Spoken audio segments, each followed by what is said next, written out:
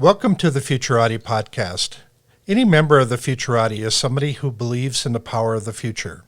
We know there's a better world ahead, and we indeed have the power to make it so. In our podcast, we talk to the best minds in the world about the most urgent problems facing mankind today, and we hope you learn as much from them as we do. I'm Thomas Fry, a professional futurist and keynote speaker. And I'm Trent Fowler, a machine learning engineer and author. Thank you for joining us.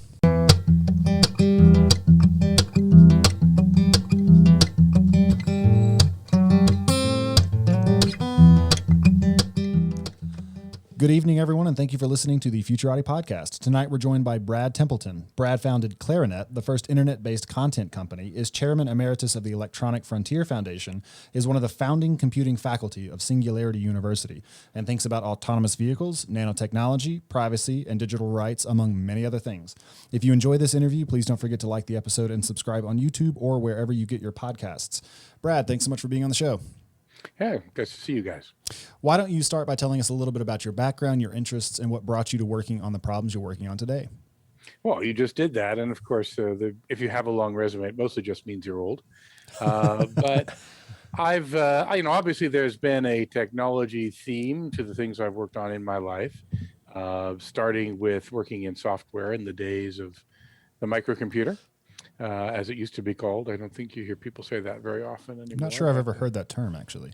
You've never heard, boy, you are young. You've never heard the term the microcomputer. I may have read it. I don't. I may have read it, and so I don't know that I've ever actually heard a person say it. Everything we know today began, well, with other things, but eventually with the microprocessor, which was invented by four guys at Intel, one of whom was a friend of mine, and those got put into things they called microcomputers, which were eventually priced at a price where people could buy them for themselves. The most famous ones, the Commodore PET, the TRS-80, and the Apple II in the late 1970s. And I was working on software for those, and that's how I got into doing this, and then worked for what was the first PC software company, for PC applications company, one that's no longer known today, but eventually it was named VisiCorp. And that's because its most famous product was named VisiCalc, the first spreadsheet. Have you heard that name at least? No. Oh, no, you haven't. I'm reasonably more certain that I've not heard that than I am that I have not heard the word microprocessor. I definitely know about VisiCalc. Well, VisiCalc was it is the product which created the term killer app. You've probably heard that term. I've heard that term. And it was the first spreadsheet, and it was the first piece of software where people said, wait, I could actually do something useful with this personal computer, not just write programs and play games and the other things that people were doing. And so I got a chance to work on that and help bring about the dawn of the PC or personal computer or microcomputer industry. But as part of doing that, this may seem like very ancient history, in working with the team who had built VisiCalc, who were in Cambridge, Massachusetts, they said, we'll give you an account on one of these computers that we work on, which you can connect to through a network. And it's on this thing called the ARPANET, another name, I guess, which has vanished into history for other people. So this was back in 1979, a little while ago now, that I got a chance to finally look at, not finally, but for the first time to see a computer network and what it would do. And it was a quick epiphany for me, even though I was just completely, totally into everything we were doing on computers and all the things we were writing and continued to do that for many years. I said, wait a minute. Oh, so these computers are actually here so we can talk to other people on them. They're not just here for us to use them as computers.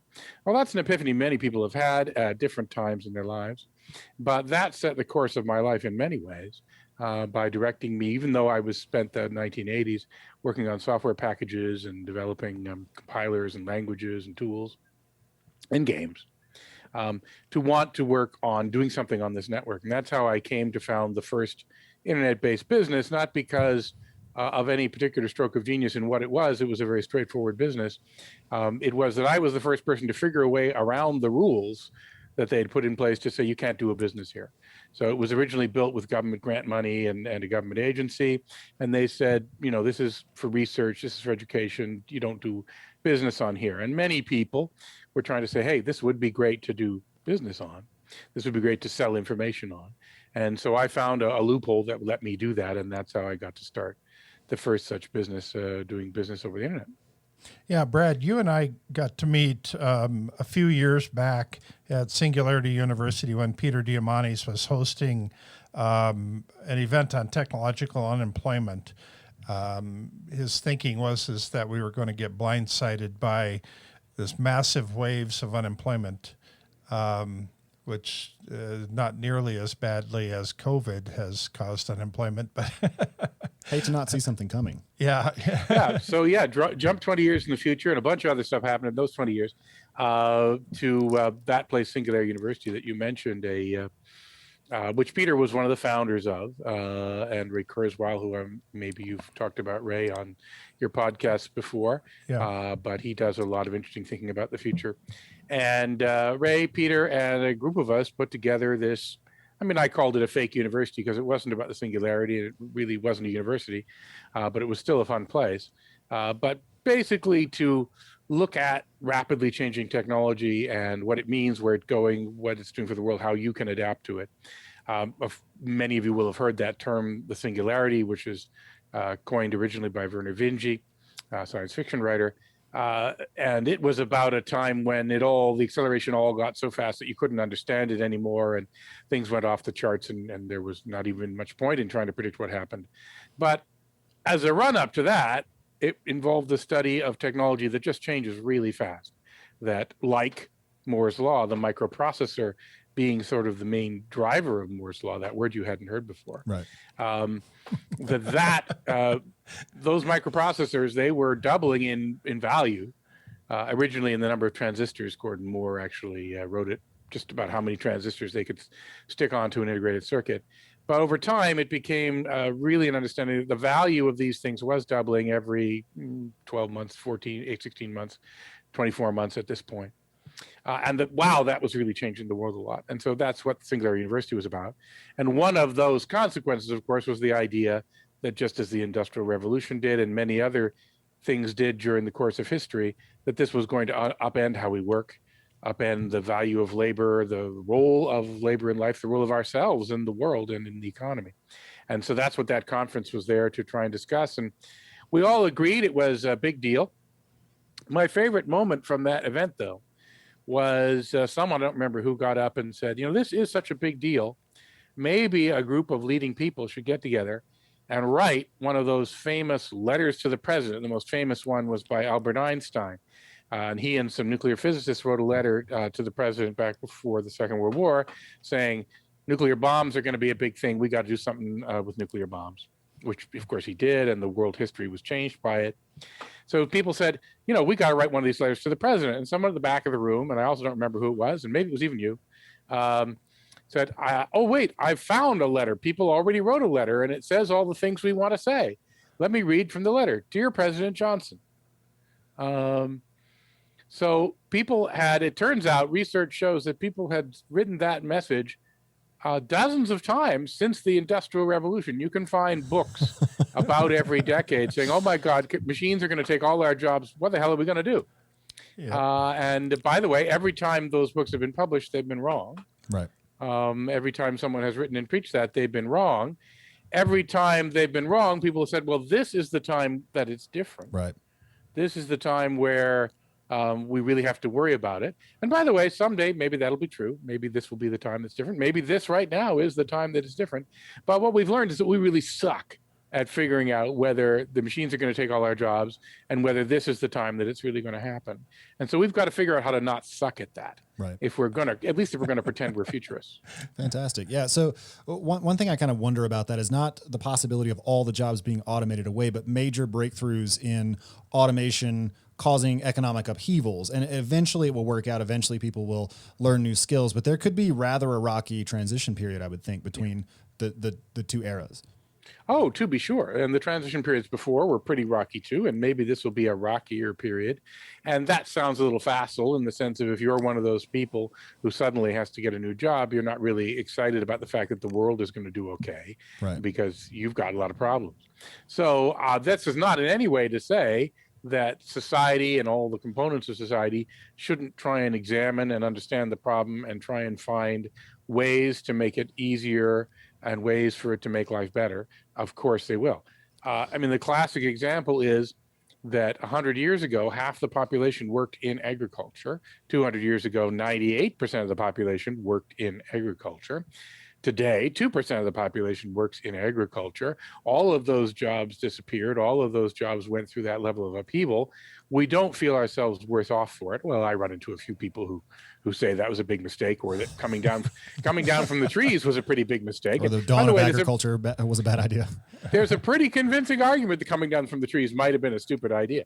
But nonetheless, we're not sitting here regretting it too much. Reminds me of the introduction to, is it Life, the Universe, and Everything, where he says, in the beginning, God created the universe, and many people were disgruntled, and it was widely regarded to have been a bad move.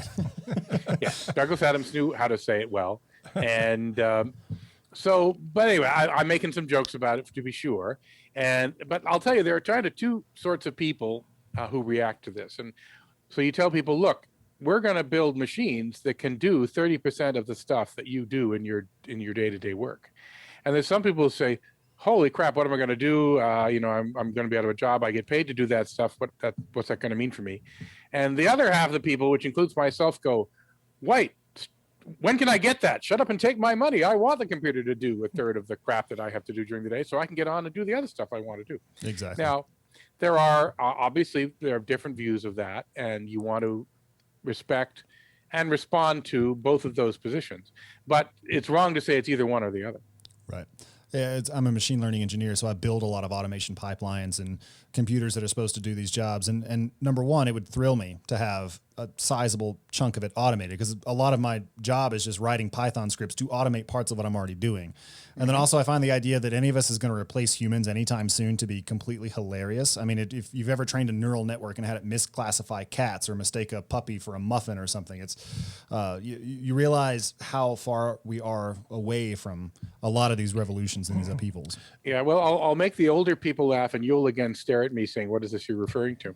But the joke is that at least now with the neural networks on the internet, we know whether you're a dog or not. Right. Oh, you do? Okay, you do recognize that. I did that joke to some people, and it turns out, everybody had seen that cartoon in the beginning of the days of the popularity of the internet in the 1990s. That was the most well-known cartoon there was. And I discovered that a lot of people don't know it anymore. But for those of you listening at home, as a New Yorker cartoon, you can look up about what was great about the internet. So after leaving Peter's event a few years back, I proceeded to write this column on the 3 laws of exponential capabilities. And I'll just read these real quick. But with automation, every exponential decrease in effort creates an equal and opposite exponential increase in capabilities. As today's significant accomplishments become more common, mega accomplishments will take their place. And as we raise the bar for our achievements, we also reset the norm for our expectations. The last one I think I'd agree with. I'm not too sure about the others. The last one also seems to me like the most plausible. That does seem right. Yeah. So these are carved in stone, though, so they're out there. It's on the internet, Tom. Yeah, it's more than. It's got to be true. Yeah, it's more than. It's got to be true, and of course now that we have we'll have nano machines to take that stone apart, so carving in stone has an undo on it now. Right. But no, the thing I'll say that's the counter to that is that Microsoft Windows is the perfect example. It takes as long to boot today on a computer that runs literally 1 million times faster than those first computers it ran on did. And the software is bigger. We seem to compensate for all those exponential improvements with exponential impediments of one form or another. And so we don't quite go as quickly as that suggests. A friend of mine, Bob Metcalf, tried to make a law saying that the value of a network was equal to the square of the number of people on it, because every connection between 2 nodes on the network added more value to it. And I think if you've been on social networks, you know that the value of a social network goes down with the number of people on it, not up. So it's actually inversely proportional to it, not proportional to the square of it. There are a lot of complexities which make these rules, such as you've proposed, to certainly not be hard and fast. There's all sorts of exceptions and counter forces which make the world interesting. Yeah, I think that's a very interesting point. And people often forget that when they try to do an analysis of the future. And I get the same thing when I'm debating monopolies or something like that in economics. Is people see economies of scale grow as Amazon scales out, but they forget that there are also diseconomies of scale and frictions that crop up all over the place. And you need project managers for your project managers because it's just so damn hard to get goals accomplished. And that puts the brakes on the accelerated Speaking of which, what up with Amazon? So there's a vote going on in Georgia to unionize one of their plants, and the reason is that Amazon has, in its giant quest for scale, it seems to have, and I'm not inside there, so I don't understand their reasoning behind it, but they seem to have, just gone a little bit nuts on trying to fine tune the efficiency of the plants. Literally firing people if they take too many bathroom breaks and things like that. This is what the unions are complaining about. Right. And I've often wondered why, since they're so rich, I also think that people who are really successful and rich shouldn't try and push the edge in terms of getting people mad at you, because you can afford not to, right? You can afford to be a little more gracious. So it's interesting that Amazon feels, I don't think they come to this by accident. They feel they really need to do this to really fine tune and effectively robotize the staff that they have picking and packing the orders, which, by the way, I've got crates of those Amazon boxes outside. I'm like everybody else, liking what they do for me for sure, and just wondering about how they're doing it. But of course, as you know, Amazon bought Kiva Robotics, which was the first big success in warehouse automation. I think those Amazon workers will probably find in 10 years there's not too many human beings picking and packing stuff for Amazon, at least not the long tail. The long tail maybe will be picked and packed by humans, but the core products will all be picked and packed by, the most popular ones, picked and packed by robots. And in the meantime, though, Amazon seems to want to turn their humans into robots, which is an interesting sort of recent news story related to this question that we've been thinking about. Yeah, I agree. I'm not really sure. I know that Amazon has always operated on really razor thin margins. With the rise of cloud compute and their AWS platform and its just stratospheric popularity, that's injected a lot of profitability into the enterprise. But maybe they're just not that profitable still. There was an article that came out, said that they're no longer going to let their employees pee in bottles. And then there was big objection to that. So then they said, well, okay, you can pee in the bottles. So, but at some level though, certainly, Jeff's a smart guy. If you've met him, he's not a dimwit.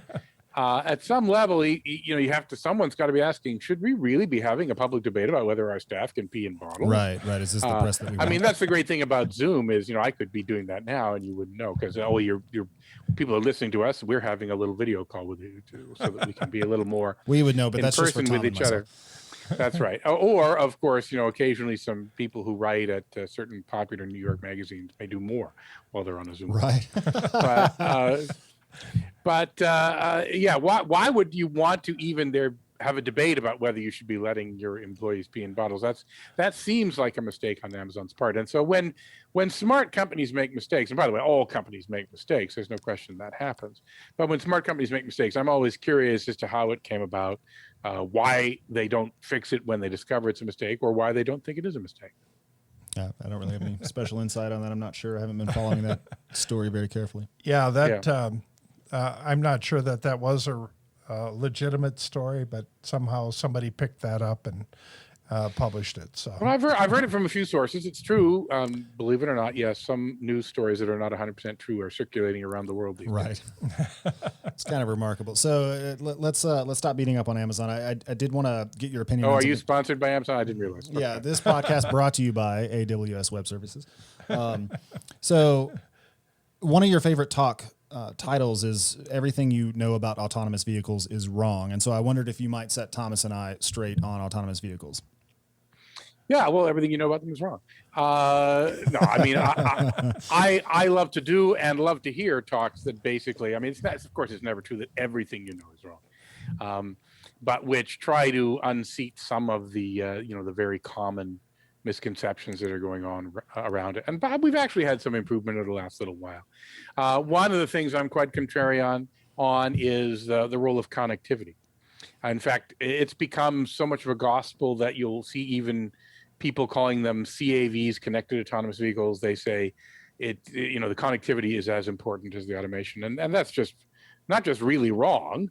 It's the reverse. What's beyond wrong in some sense, and that Not I even sort of wrong. say, well, no, I say connected autonomous vehicles. Pick two.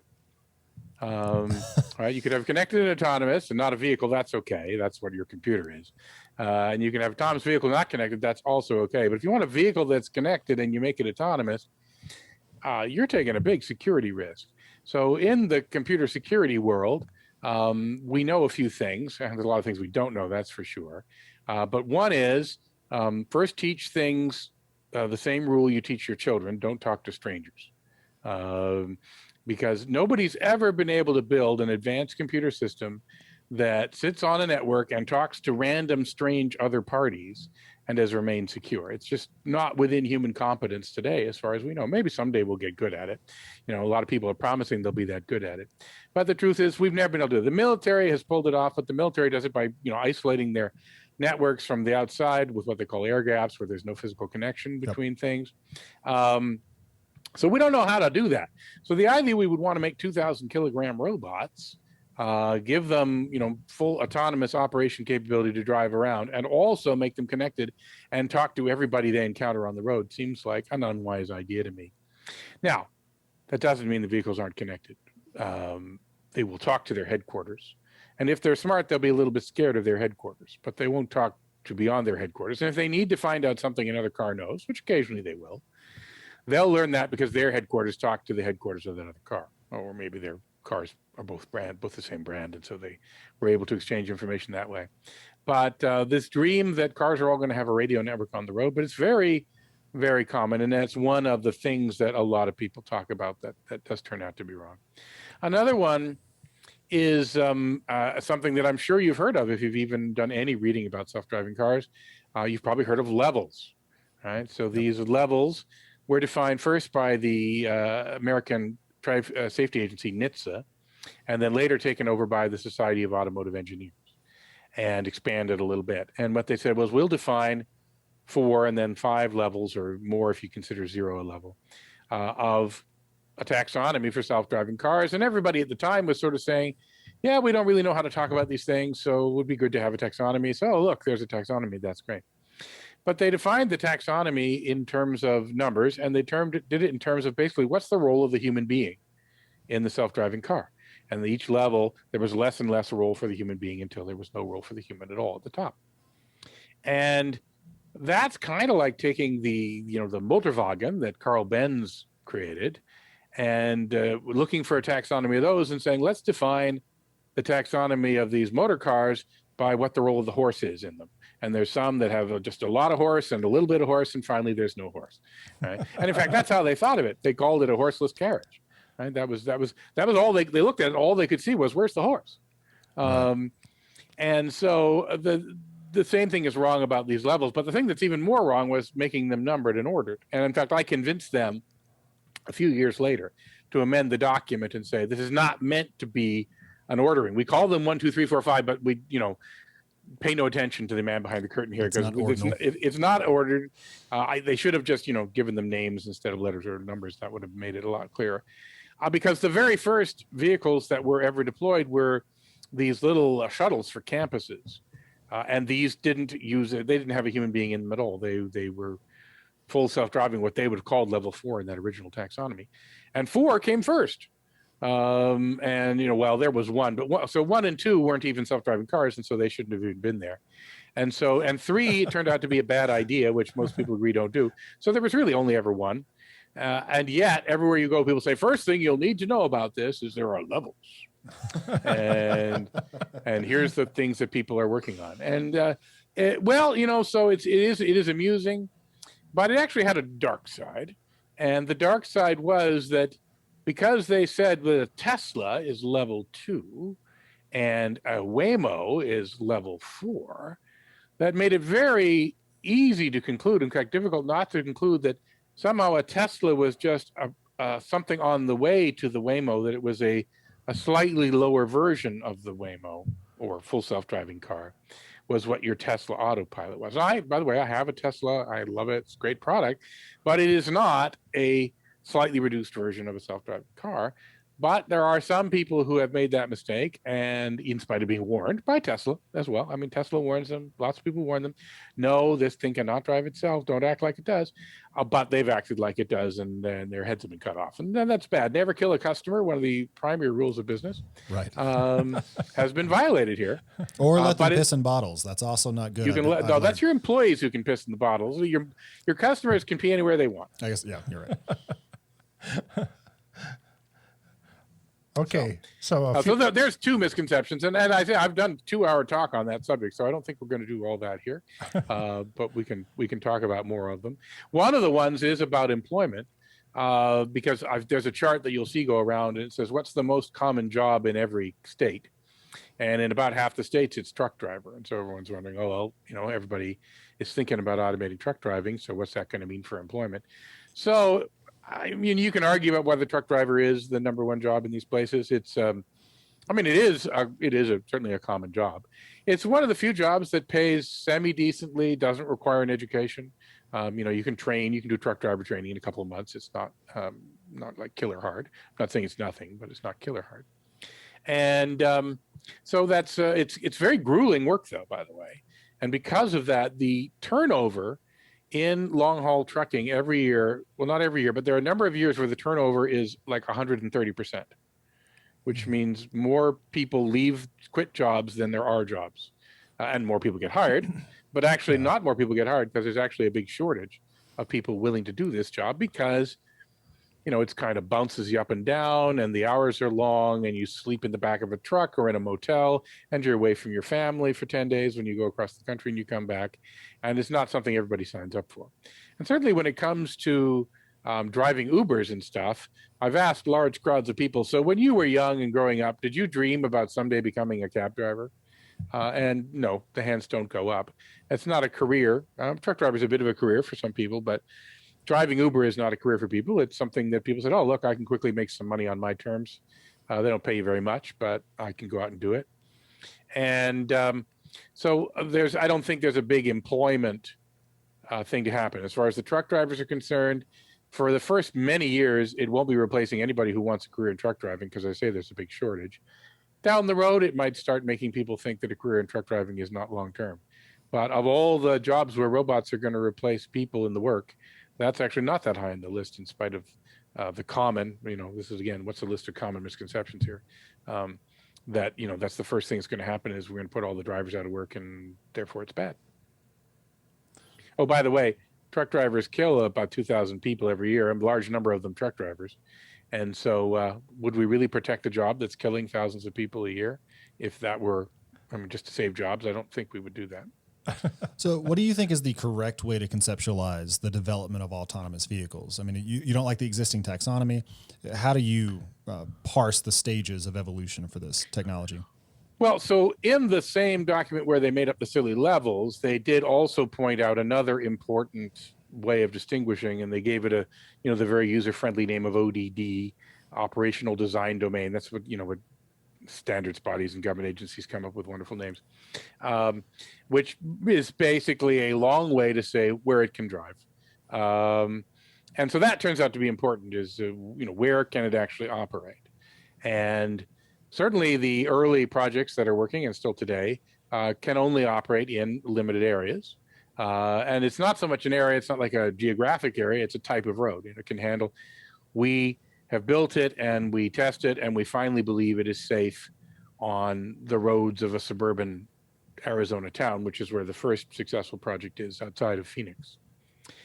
So that's actually what's more important, is where it can go, which means that this doesn't arrive all at once. That's the famous William Gibson quote about the future being unevenly distributed.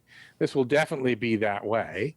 Now, not everyone believes that. Tesla and a few others believe that they will solve the much bigger problem first, and they'll make it so it can drive on every road, or almost every road, and then we'll release the car, and then bam, there it is, it's driving everywhere. Other people say they're going to test it, make sure it works with the local rules and the local roads, and they're happy with the local government, and buy taxi fleets and everything, and we'll do that one city at a time. So how long before we see the first car that travels across the United States with no human assistance? Oh, well, people have done that a number of times. Really? That's not that hard. That's kind of like you can do that in your basement now. No, One guy I know did do that. An autonomous car? Yeah, I mean, there was a person in it, but the person didn't touch the wheel. Interesting. When was that? Well, I mean, years ago. I mean, you're talking about on the freeways, drive across the country. Yeah. So yeah, on the freeways. Freeways are, they're fast, but everything else about them is easy. There's no cross traffic. There's no, the opposing road is divided for you. There's no pedestrians. There's no bicycles. There's none of that stuff. Everyone's going the same direction. They're usually well paved and well marked. They're the sort of the low hanging cream of that problem. Yeah, well, that's not the same as they probably had to stop and put gas in the car. Well, yes. Sorry, okay. Yes. So you want one that doesn't need any.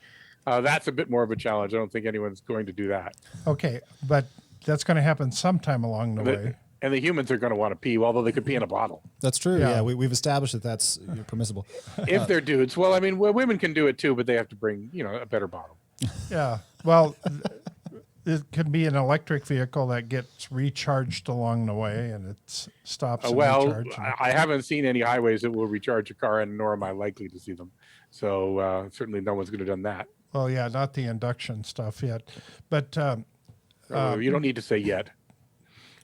But I mean, there are people experimenting with that, but there are people trying to build solar freaking roadways too. It doesn't mean it's going to happen. So I always look in terms of major accomplishments along the way. I mean, when the early days of flight, they were trying to see who could fly from St. Louis to Kansas City, or from, right. And the first person that could fly across the Atlantic. He was actually just the first racist to fly across the Atlantic. Okay, but later the less recognized, the first non-racist to fly across the Atlantic. But in terms of autonomous vehicles, we're going to see a number of firsts, and I mean, one of them would be a challenge to go from Boston to LA or something like that without any human intervention, and they'll craft up some rules around that. Well, no, as I say, that's pretty easy. A lot of people have done that. I think most of the major teams could pull that off now. I'm trying to. I mean, other than this part about not having to stop for fuel, they still would have to stop for fuel. Yeah. Now, none of them would do it today. I don't think any of them would do it today without having a human being in case, inside the vehicle. So the real milestones have actually come, recent milestones. In the beginning, all milestones involved doing something while you had a human being in there in case. And then we've started switching to some people demonstrating milestones, not too many, demonstrating milestones without a human being in the vehicle at all. And we're some distance from somebody doing that across the country like that. And the biggest thing that would actually block someone from doing that cross country right now is it probably isn't legal and might not be for a while. Interesting. Well, so how about a more flexible autonomous system that doesn't need the freeway then? They can do it on back roads or city streets? Well, once again, though, not every state would be comfortable with an empty, unmanned robot running any of its roads. Well, let's assume that's not a problem. In terms of just the technology, when do you think the technology will be there? No. So the freeway is the easiest. The freeway is the easiest. Sure. And so a number of people have done drives across the country without interventions.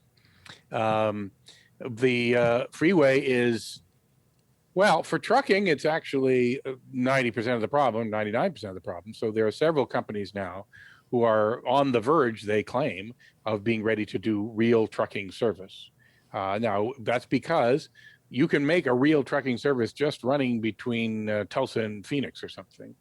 So you only have to really make sure you're absolutely good on the interstate between those two towns. And you fire off a truck and it drives all the way to the other exit, and then it pulls off at the exit and goes to a little depot, and then a human being takes over the truck to bring it to the local place that it's going to, or bring it to the highway.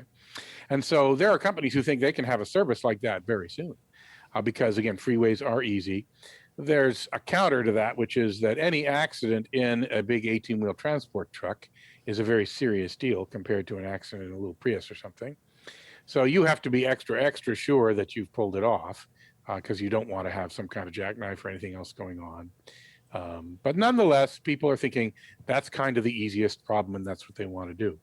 And in fact, Waymo, when it was beginning, they first looked at solving the highway problem and debated, should they make a car that you could buy which would drive itself on the highway for you? So you would take it from your garage to the highway on-ramp, you'd push a button, and then bing, bing, bing, fall asleep if you wanted, and then you'd get alerted when it was coming to the off-ramp and this is the thing they sometimes call level 3, that you were getting to where you were leaving the highway. And that would be nice because you actually wouldn't fall asleep. That's kind of risky, but you would do email or read a book or watch a video or something of that sort, something that you could be called upon, not instantaneously, but within 10 seconds to take the car out and off ramp or something like that. So anyway, they thought about making that, and many other people have thought about making that. And Honda sells a car now in Japan, which does that in Japan. Not that, it doesn't do that. It does, it'll do a traffic jam for you. So if you're coming into a traffic jam in the Honda Legend that you've bought in Japan, you can push the button and it will then drive the traffic jam until the traffic clears up. And then it'll tell you, you've got to take over now, the traffic is cleared up. And if you don't take over right now, it'll just stop because it was already in slow traffic. So it's not really a big deal. Probably annoys the crap out of the guy behind you. But other than that, it takes you there. And so that's actually pretty doable. As I say, Honda did it. Tesla could do it if they wanted to. A lot of companies could do that. But the real interesting stuff happens when you can run around cities. And in particular, when you can run around cities with nobody in the car so that you can be an Uber, but at a much lower price and with much more flexibility. As soon as you have the ability to do that, what we often call a robo-taxi, that's the world-changing thing. That's the thing that changes how we get around. It changes the nature of the auto industry. It changes the nature of our cities where we live. It changes really large aspects of our life because cars are like huge. 25% of our energy goes to driving cars, 25% of our greenhouse gases. We spend 50 billion hours turning steering wheels every year. We only work 240 billion hours and we spend 50 billion hours turning steering wheels. These are huge. These are the biggest numbers in the world, pretty much. $5 trillion spent on ground transportation around the world every year. Well, if you can make that thing that is basically that robotic taxi that can replace the car for you, so people don't buy cars anymore, they buy rides, which is what they do from Uber. It's not like that's not a grand concept, but being able to do it for the same price as owning a car, because you don't have to pay someone to drive it, that is big and changes a lot of stuff. How long before we see that? Well, I say if you live in Chandler, Arizona, you can ride it tonight. And supposing we don't live in Chandler, Arizona, you could move there. So if you live in a small suburb of Shenzhen, you can also do that. There's a company called AutoX in China, which is also doing what Waymo is doing. And there's a few other small little spaces around the world where you can do that today. And in this decade, we will see a few more companies succeed at pulling it off, and we will see Waymo and those companies working as fast as they can to expand their territory and maybe someday get into your territory. They'll go after obviously the most lucrative territories, the easiest territories to drive, and they'll want to be first. So I think there's going to be no shortage. The companies trying to pull this off, companies like Google and Apple, General Motors, they ain't poor companies, right? They got the money to pull this off. Yeah. So I should say Tesla, which is now one of the world's most valuable companies too. Well, we had the promise of, Amazon has been working on this idea of using drones to deliver packages to our houses. Mm-hmm. And last I heard, they had fired the second team of people designing these drones. And so we're still a long ways from having that happen. So is the dangling carrot of autonomous transportation, is it just that? Are we going to get there in the next 5 years, 10 years? Well, as I say, it depends on where you live. And there's going to be some places in the world where you're not going to get it for decades. And there's other places where you're going to get it within 5 years. And I think if you're in one of those prime territories, I expect it to show up in 5 years in those prime territories, depending on where Waymo and these other companies want to spend the money. Now, I do compete with Amazon's drones because one of the companies I'm involved in, called Starship, we make, well, you wouldn't call them drones, but we make little delivery robots that run on the sidewalk instead of flying in the air. And they're not as fast as the drones, but they have a much easier time landing. And they bring your restaurant food and your groceries, so on, to you, and they don't need to have a human being inside. Well, you couldn't even fit somebody inside unless they were a little person or something. That is a real thing. Starship has done 1 million deliveries now, if you live in one of the service areas where it's working. So there's 1 million people. Well, not quite 1 million people, because a lot of people love it and do it all the time, but lots of people who have had a robot come to their door and deliver them something. So this is also, again, something real, but not evenly distributed. So one of the things I wanted to ask you about is this question of digital rights. It's a thing you think a lot about and that you've written a lot about. So what's on your list of digital rights? Well, some good news today. Yesterday, the Supreme Court gave a nice ruling in a case that I was one of the amici, or who files a brief in favor of a case, just over a lawsuit that Oracle, which bought Sun and thus Java, had against Google, trying to forbid Google from re-implementing Java. That's pretty obscure nerd digital rights. But it was good to see the Supreme Court come down on our side, as they occasionally will do, so that it will allow people to create alternate implementations of computer languages, programming environments, which basically this set of computer scientists who signed this document with me, we recruited some of the inventors of almost all the major languages, not Java, because that was in the lawsuit. Right. But C and spreadsheets and Perl and Python, all these other languages, PHP, all these languages that you have seen used, we're all saying, hey, people need to be able to copy languages, or else computer science wouldn't have existed. That's current news. But obviously, there's a lot of controversy as well right now over the role that computer networking, social networking, and online community have played in upending the world of politics, being a platform for the weaponization of propaganda, and thus resulting in all sorts of calls to regulate them, censor them, push people off of them, shut down ones like Parlay, or as I guess they call it, Parler. That I guess it's only appropriate that they don't know how to say a word. But this is something, actually, it's one of the first conundrums that I haven't thought there was that easy an answer to. Now, obviously, everyone has their own ideology, and your ideology is 100% correct. And so when you look at any problem, you look at it through the lens of your ideology, and you can see an answer to a problem that, the way that your tribe will think is the right answer for that problem. But this one has been difficult, because it's pretty clear that when we were dreaming all this up, and and I say we in the sense of I was there. I'm going to play a small role, but a lot of people played very big roles. We didn't think enough about this one. I mean, I'm talking about back in the 80s and 90s and so on. Generally, we felt that just having more ability to communicate, more ability to publish, more ability to reach with people, and for people to find other people who were like them in other parts of the world, that this was going to be an unalloyed good.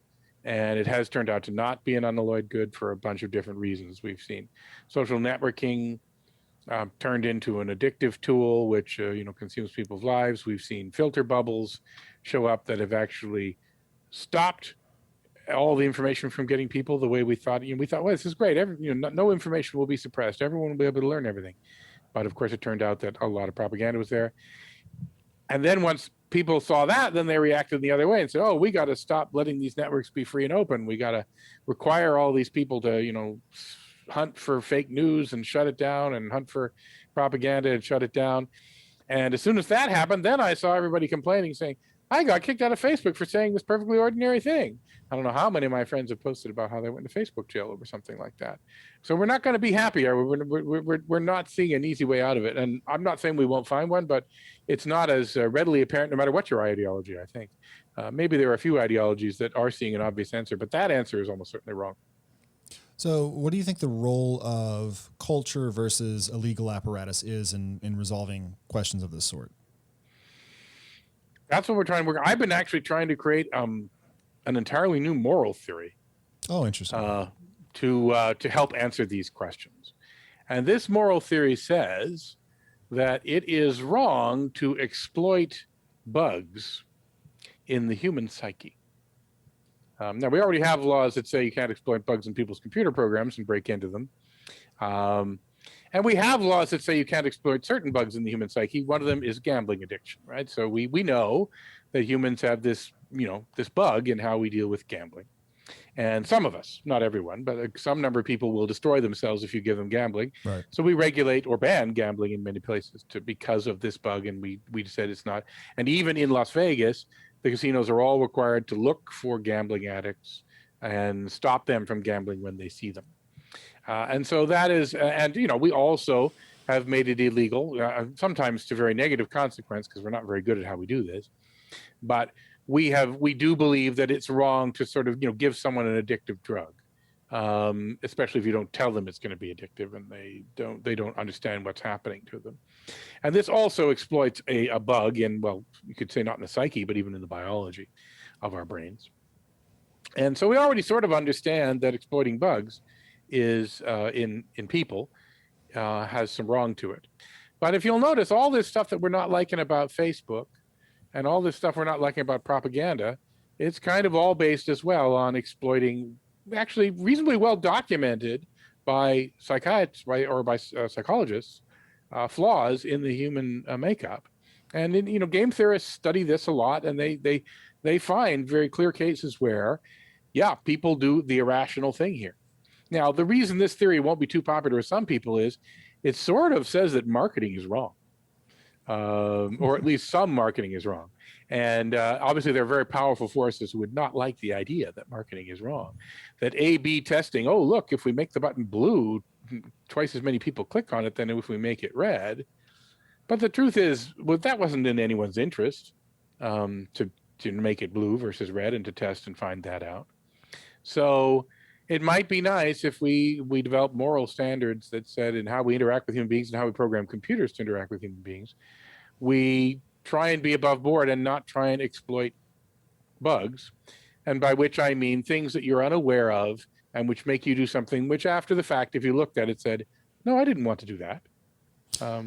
That's irrational. I think that's very interesting and very compelling, but I don't know how you implement that as an actual clear-cut standard, because number one, quite a lot of cognition happens in an unconscious arena, a thing that we don't have direct introspective access to. And number two, there's just lots of behaviors that kind of not necessarily exploit, but traffic on regularities in human psychology. So I mean, I'm thinking of like makeup, for example, or high heels, or fake breasts, or lots of other things. I mean, or just getting really in shape. It's these are signals of underlying genetic fitness, which we have learned to fake in various ways. And I think you could make a case that is exploiting flaws in human psychology in a way that would be problematic from the perspective of your moral theory.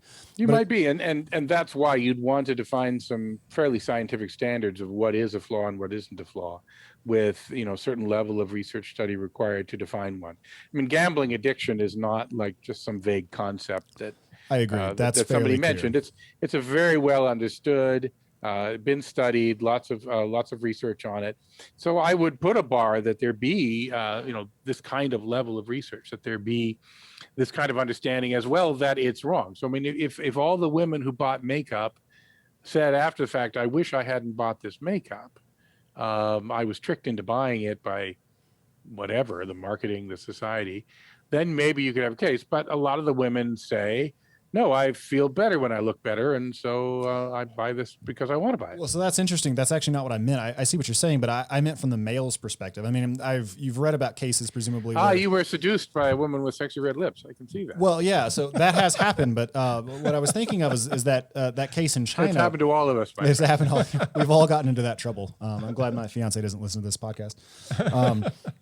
But you heard that case in China where the man married a woman who had plastic surgery and then had some children that didn't look anything like her or him, and they were much less attractive, and he felt cheated, or he felt taken advantage of in some way. And I think he divorced her, and I didn't follow it after that. But I mean, just trying to make yourself more attractive. Again, at a certain level, I think you can make the case that you're exploiting a flaw in human psychology, the human preference for bilateral symmetry, and the fact that we implicitly believe that means a person is genetically fit.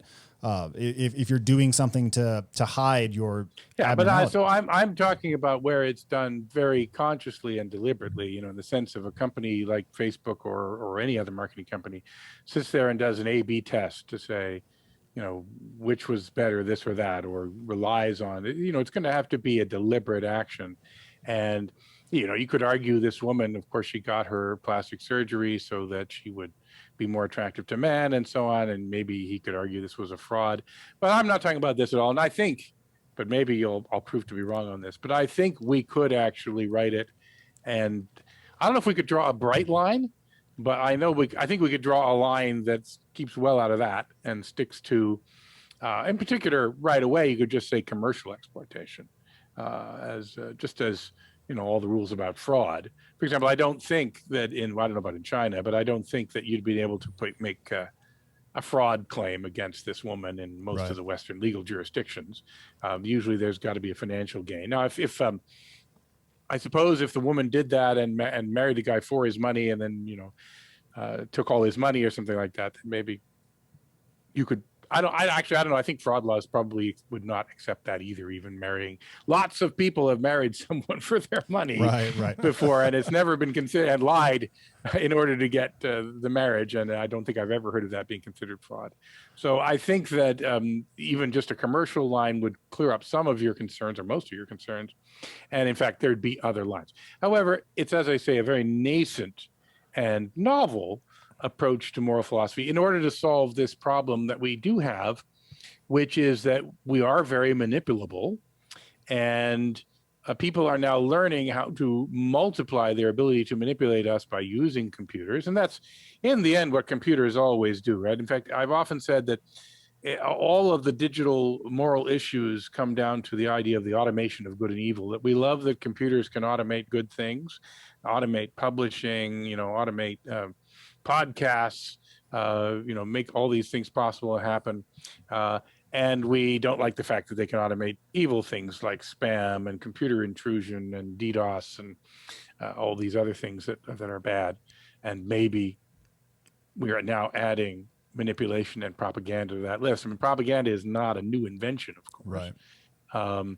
And it's never been possible, though, to make propaganda that was sort of individually targeted and saying, okay, here's Thomas, and we know he likes this and that, and we're going to make some propaganda up just for him and throw it to some neural networks so it's really spearfished at him. This is a new problem, which when you combine with it the ability to then change how people will vote as well as what people will buy, we're now seeing that could be something very scary. There could be something serious there. It seems like the crux is that you sort of want to broaden the definition of fraud. I know you didn't put it in those terms, but you're broadening the definition of fraud to encompass situations where you're chiseling away at a person's agency because you understand something about the structure of their mind that they don't understand. And that there's kind of no way for them really to introspect on directly. Right. Well, I mean, there is almost always in propaganda some lying going on, although actually there's pretty clever propaganda that never actually technically lies. There really is, yeah. And there have been many attempts around the world, not in the United States, but in Canada, which is where I'm from, we actually had a law called the false news law. It was long before the word fake news had come into vocabulary. This goes back to the 80s. And it was used to prosecute a guy who was publishing these pamphlets saying the Holocaust was a hoax. And that is a lie. And the law was pretty strict, actually, because it required that he published a lie.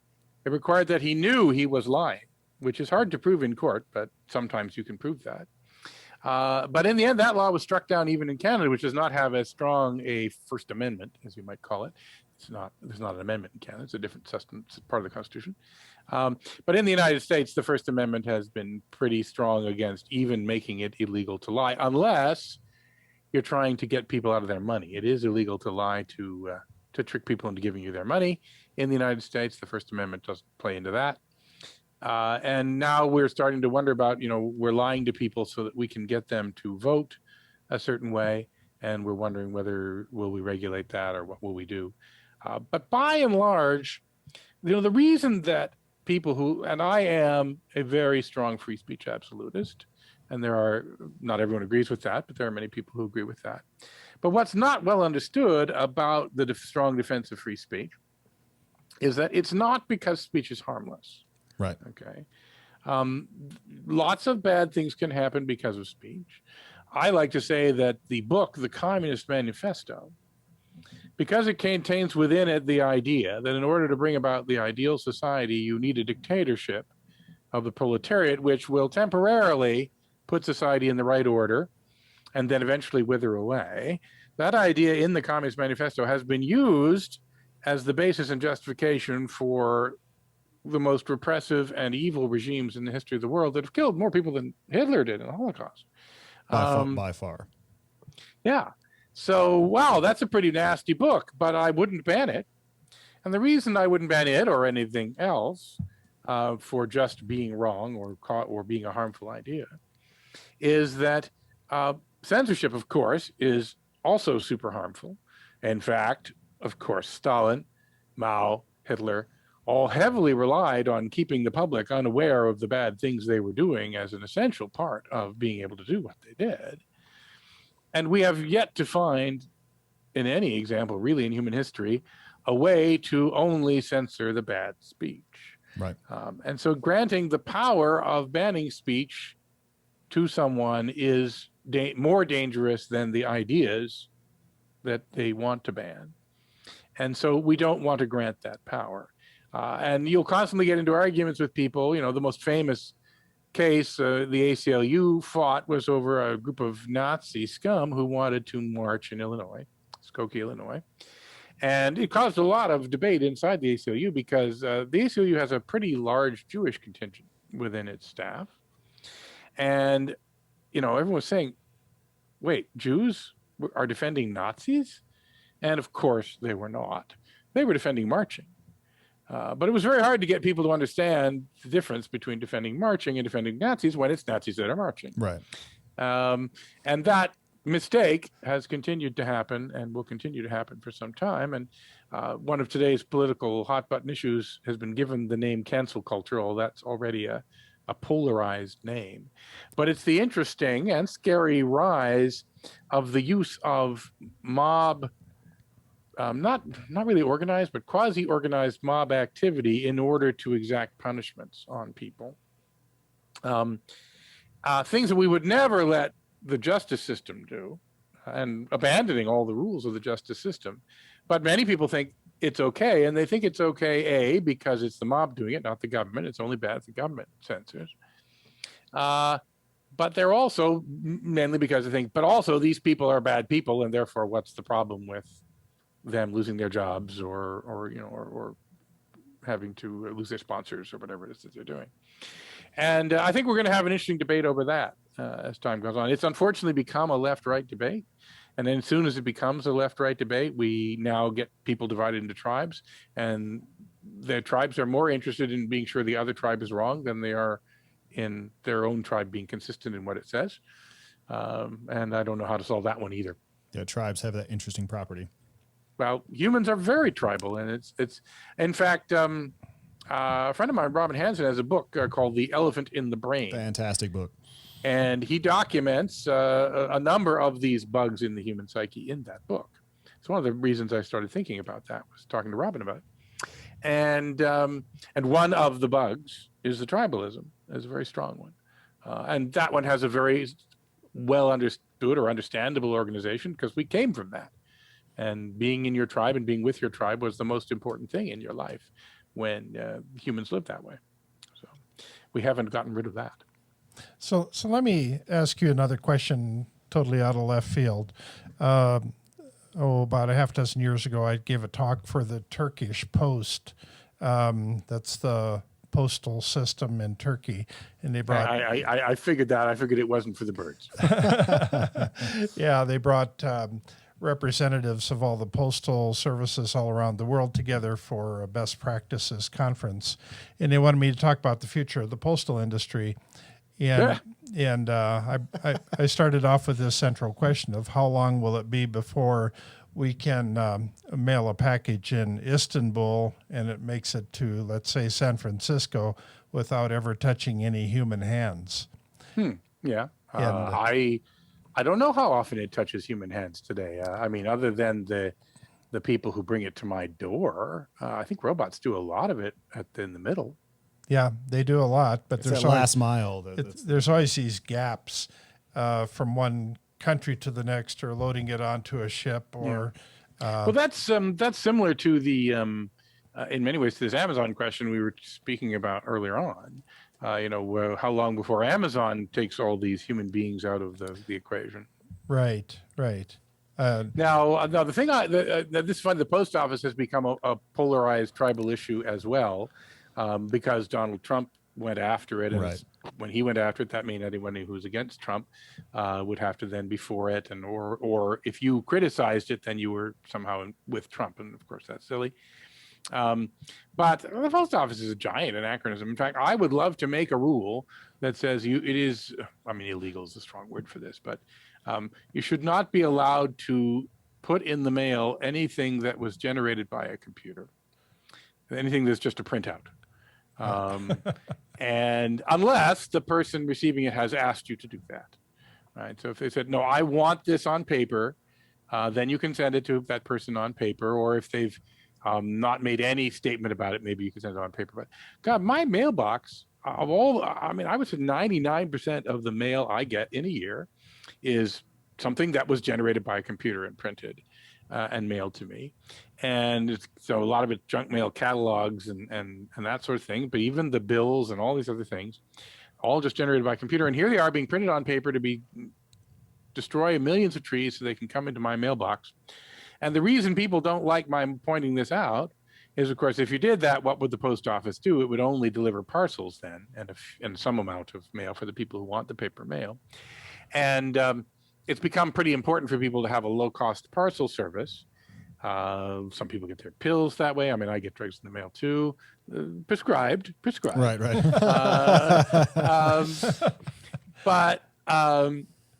But of course, the fact that the post people come to your every house on the street every day is very good economy of scale in terms of getting people their parcels as well. And if we got rid of all that these computer printouts that we were being mailed, we wouldn't really have that same kind of post office. It would just be a lot like UPS and FedEx and all these other companies and have the same economies that they do. And so that turned it into a political issue. But God, tearing down all those forests so we can mail computer printouts across the country, it just seems so stupid. And that would have been the question I would have given the Turks to worry about. Not to, now the parcels. Parcels are big and they've got barcodes on them, and so the robots are getting better at routing those parcels around. It's very true. Yeah. So in the last minutes here, I've begun to ask all our guests what makes them hopeful about the future. Well, I mean, if you've read Steven Pinker, you know that in spite of all the bad crap we talk about, there's a lot of very positive trends that continue to be positive. And poverty is going down, and communication's going up, and all sorts of good things are going up. Even crime's going down in spite of the common perception. So it's better to ask people, why are you not hopeful about the future? Because I think there's more reasons to be hopeful. There's plenty of reasons to be not hopeful, plenty of scary things, and plenty of existential risks. But by and large, we're actually, constantly running into new and exciting problems. We're actually on a pretty positive trend. Well, it seems as hopeful a note as any to end on. Thanks very much for joining us today, Brad. All right. Well, thanks very much. Thanks, and Brad. See you again soon. Thanks.